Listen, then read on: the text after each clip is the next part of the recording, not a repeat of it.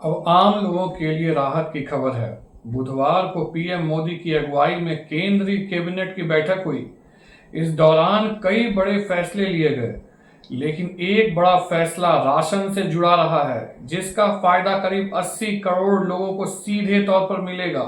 दरअसल अब सरकार पब्लिक डिस्ट्रीब्यूशन सिस्टम को यानी कि पीडीएस को अब और पारदर्शी बनाने के लिए इसके विस्तार को मंजूरी दे दी है। इस पर क्या प्रभाव पड़ेगा, इस पीडीएस के विस्तार को लेकर आज हम इस टॉपिक पे बात करेंगे, तो वीडियो को स्किप नहीं कीजिएगा क्योंकि कहीं कोई महत्वपूर्ण जानकारी छूट ना जाए।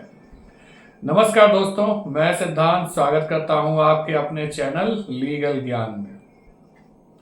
कैबिनेट में एक ऐसा फैसला लिया गया है जो कि देश के 80 करोड़ नागरिकों को प्रभावित करता है।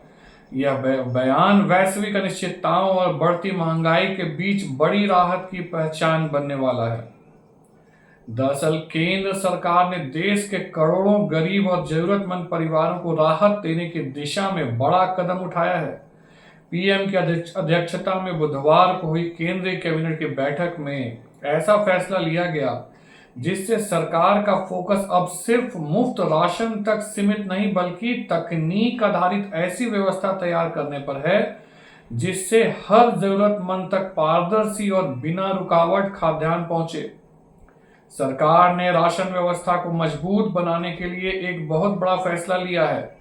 इसके लिए सार्थक पीडीएस योजना के विस्तार को मंजूरी दे दी है। इस पूरी योजना पर करीब 25,530 करोड़ खर्च किए जाएंगे। सरकार के मुताबिक यह फैसला देश के 80 करोड़ लोगों को प्रभावित करता है। करीब 25,530 करोड़ की इस योजना के जरिए देश की राशन व्यवस्था को डिजिटल और स्मार्ट बनाने की तैयारी है। इसके लिए इस सार्थक पीडीएस स्कीम में 3 बदलाव किए गए हैं। इनमें राज्य सरकार को मदद करने की बात, टेक्नोलॉजी की मदद लेने की बात और एआई के तहत अब पीडीएस लाभार्थी का रजिस्ट्रेशन किया जाएगा, जिससे करीब 80 करोड़ लोगों को फायदा होगा। जैसा कि आप जानते हैं कि आज हिंदुस्तान में दुनिया का सबसे बड़ा फूड सिक्योरिटी प्रोग्राम चल रहा है।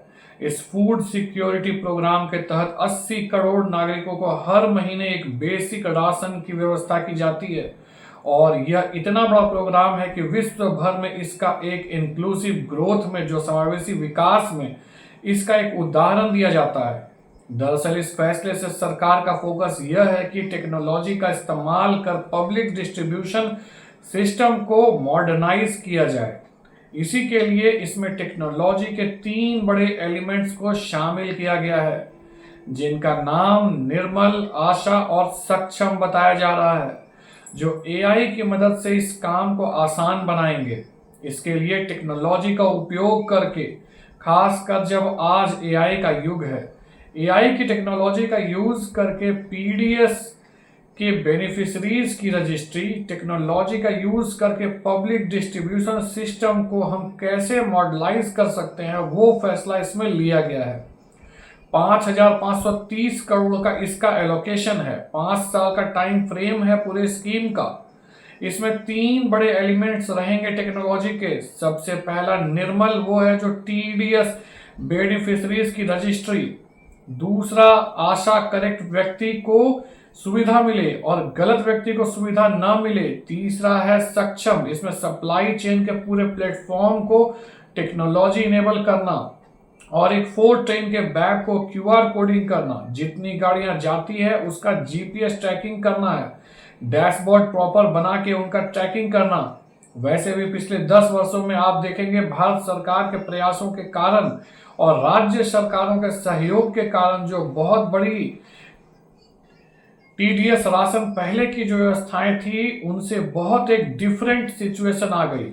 लेकिन अब उसको नेक्स्ट लेवल पर ले जाने के लिए यह टेक्नोलॉजी का लेवल ऊपर किया जाएगा। कुल मिलाकर राज्य सरकारों को जो अनाज को अलग अलग जिलों में, ब्लॉकों और आखिर में राशन की दुकानों तक पहुंचाने में पैसों की दिक्कत आ रही थी, अब केंद्र सरकार उसके लिए आर्थिक मदद देगी। राशन दुकानदारों का कमीशन बढ़ाया जाएगा। पूरी राशन व्यवस्था को और ज्यादा आधुनिक और पारदर्शी बनाने के लिए नई टेक्नोलॉजी का इस्तेमाल किया जाएगा। पूरी स्कीम से जो बेनिफिट होंगे, सबसे बड़ा तो एलिजिबल बेनिफिशरीज आइडेंटिफाई होंगे, दूसरा सिटीजन्स का सेटिस्फेक्शन बढ़ेगा, और तीसरा किसी भी ग्रीवांस हो उसको प्रॉपरली रिट्रेस कर पाएंगे। उम्मीद करता हूं यह छोटी सी जानकारी आपके बड़े काम आएगी। मैं फिर मिलूंगा अगले वीडियो में एक छोटी मगर बड़े काम की जानकारी को लेकर। तब तक के लिए नमस्ते।